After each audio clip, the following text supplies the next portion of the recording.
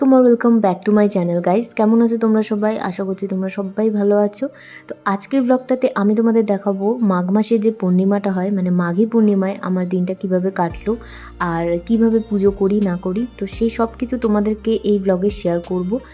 দেখো, মাঘী পূর্ণিমা বলতে গেলে আমার শ্বশুরবাড়িতে বিয়ের আগে থেকেই হতো, কিন্তু সেইভাবে হতো না, মানে পুরোহিত থেকে পুজোটা কোনো দিনই দেওয়া হয়নি। তো আমি বিয়ের পর থেকে যখন রূপো রাধাকৃষ্ণ আনলো, তখন প্রতিষ্ঠা হলো, তখন পুরোহিত থেকে করা হয়েছিল।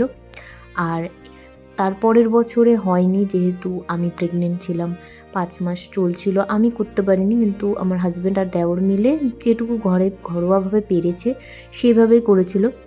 আর এই বছরে পুরোহিত ডেকে ভালো মতো পুজো করা হয়েছে। তো প্রথমেই আমি দিনটা শুরু করলাম সকালবেলায় স্নান করে শ্যাম্পু করে, মানে একদম শুদ্ধ হয়ে ধোয়া জামা কাপড় পরে ঠাকুরের ঘরে চলে এসেছি। ঠাকুর ঘরে এসে প্রথমে আমার কাজ হচ্ছে ঠাকুরের যে বাসনগুলো হবে আজকে, সেইগুলো প্রথমে মেজে ফেললাম। মেজে নিয়ে তারপরে আমি ঠাকুরের পুজো দিতে বসলাম, মানে ঘরের যে পুজোটা। আর এখানে তোমরা দেখতেই পাচ্ছ, আমি রাধাকৃষ্ণ যে রূপোর মূর্তিটা আছে সেটা আমি মানে পরিষ্কার করছি। এটা আমরা ভেবেছিলাম যে পুজোর আগে একবার পরিষ্কার করাবো, কিন্তু না, সময় একদমই হয়ে ওঠেনি। প্রচণ্ড ব্যস্ত হয়ে পড়েছিল আমার হাজব্যান্ড, ওই জন্য আর কি দোকানে নিয়ে যেতে পারেনি, আর আমিও পারিনি। যেহেতু আমার পিরিয়ডস চলছিল, ওই জন্য আর কি আমি ঠাকুর পুজোও দিতে পারিনি।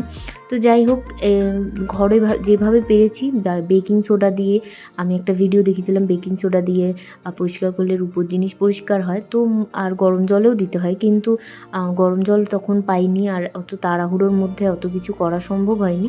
ওই জন্য আমি মানে যেটুকু পেরেছি বেকিং সোডা দিয়ে নর্মালি পরিষ্কার করেছি। আর পরিষ্কার হয়েছিল, মানে ওরমভাবে হয়নি, তবে হয়েছিল, যতটা পেরেছিলাম করেছিলাম, চকচক করছিল। তো যাই হোক, প্রথমে বিগ্রহটা আমি পরিষ্কার করে নিচ্ছি। আর আমার হাজব্যান্ড গেছে মিষ্টি আনতে, মিষ্টি, দই, এগুলো তো লাগবে পুজোর জন্য, তো সেইগুলো আনতে গেছিলো।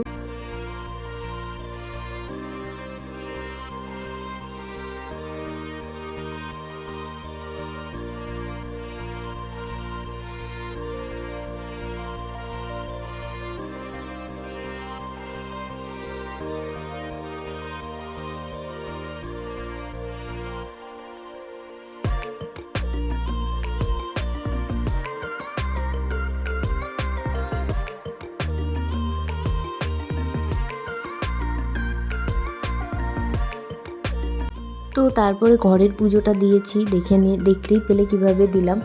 দিয়ে তারপরে এখানে আমি মেন যে পুজো, পূর্ণিমার যে পুজোটা, সেটার জন্য আমি ফল প্রসাদ কেটে নিচ্ছি।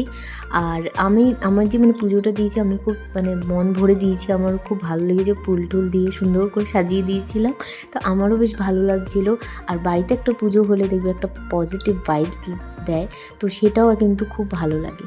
তো যাই হোক, এখানে আমি যে কটা ফল ছিল সেগুলো সব একটা একটা করে কেটে নিচ্ছিলাম। ফল প্রসাদ খুব নষ্ট হয়, ওই জন্য আমি বেশি ফল দেওয়া প্রেফার করি না, যেহেতু লোক কম, ওই জন্য খুব কম ফলই দিয়েছি।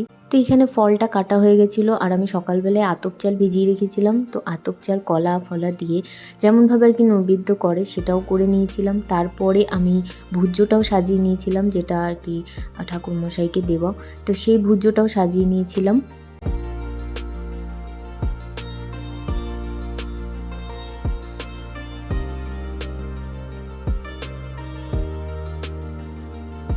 তারপর ওখানে ঠাকুর ঘরের কাজ সেরে আমি রান্নাঘরে চলে আসলাম। রান্নাঘরের এখানে গ্যাস, ওভেন থেকে শুরু করে স্ল্যাব সব ভালো করে সার্ফ দিয়ে ধুয়ে মুছে গঙ্গার জল ছিটিয়ে নিয়েছিলাম।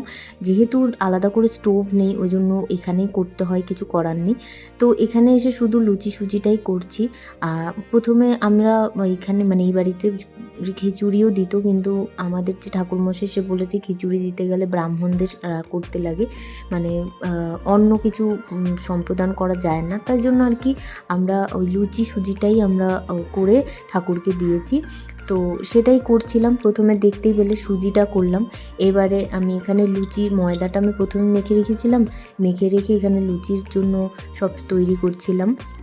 আর আমার ছোটো দেওর আর শাশুড়িও উপোস ছিল, তো ওই জন্য ছোটো দেওর বলছিল কি করে দেবে, তা আমি ওকে হাতে হাতে যেটুকু বলেছি ও করে দিয়েছে।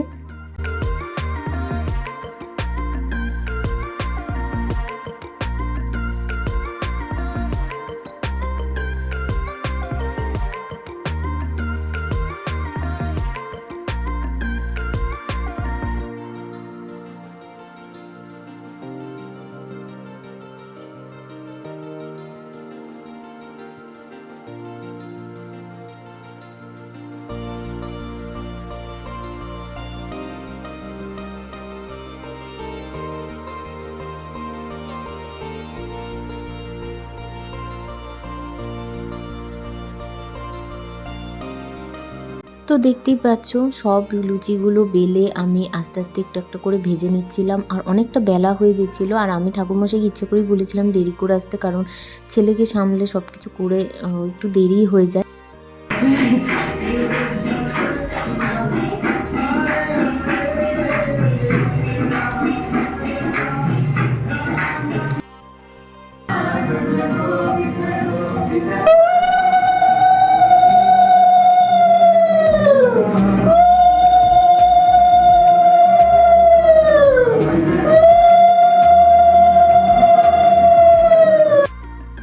তো আমি শাড়ি পরে নিয়ে ঘরটা বসিয়ে দিলাম। দেখো আমি শাড়ি পরে সব কাজ করতে পারতাম, কিন্তু আমার শাড়ি পরে কাজ করতে খুব অসুবিধা হয়, দৌড়াদৌড়িটা তাড়াতাড়ি করা যায় না। তো ওই জন্য আর কি ঘরের জামা পরেই করেছি, তারপরে আমি শাড়ি পরে ঘরটা বসিয়েছি। তো ততক্ষণে ঠাকুরমশাইও চলে এসেছে, আর আমার ওদিকে সব কিছু কমপ্লিট হয়ে গেছিলো।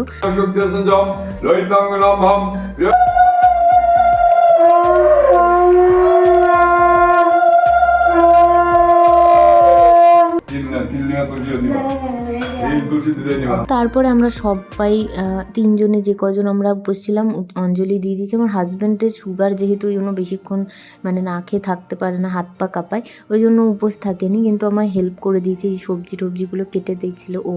তো ওই জন্য আর কি ও উপোস থাকতে পারেনি, কিন্তু আমরা তিনজনে অঞ্জলি দিয়ে প্রসাদ খেয়ে আমাদের উপোস ভাঙি। তারপরে আমি পুজোতে কমপ্লিট হওয়ার পর আমি খিচুড়ি আর মিক্স ভেজ তৈরি করেছিলাম, রান্না করেছিলাম, তো সেটাও আমি সবাই মিলে আমরা খাই।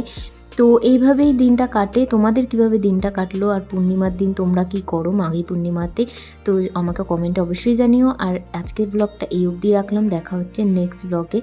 Till then take care, bye by.